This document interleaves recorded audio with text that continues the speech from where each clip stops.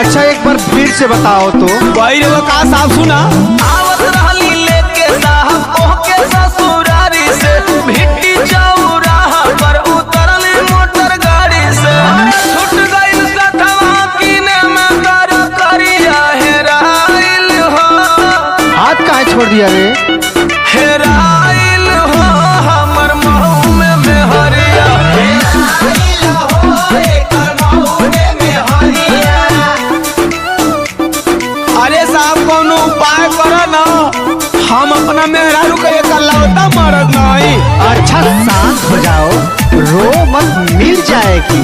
अरे पैसा मिली हो साहब। अच्छा ये बताओ उसका कोई पहचान है? भोरगर बिया साहब दूध नियर उजर मेहरी के बिना कैसे होई हमर गुजर।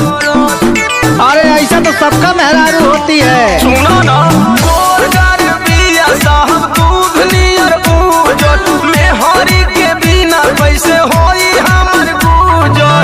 उल्टा पल मरले बिया साड़ी बाटे करिया हेराइल हो।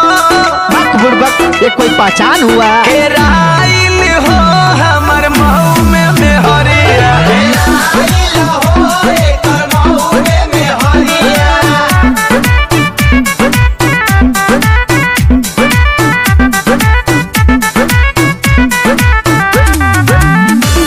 इतना पहचान पर्याप्त नहीं है, कुछ और पहचान बताओ।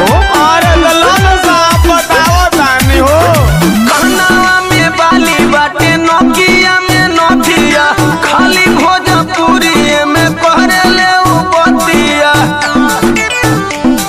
अब खूब ढूंढे ना हम यूपी बिहार में। कहनावा में बाली बाटे नोकिया में नोथिया खाली भोजपुरी में कहरेले उपतिया। पढ़ल लिखल नहीं हिया लागे बड़ी डरिया। हेराइल हो हेराइल हो हमर महू में मेहरिया। हेराइल हो एकर महू में मेहरिया। केस लिख लिए, 2 दिन बाद आना।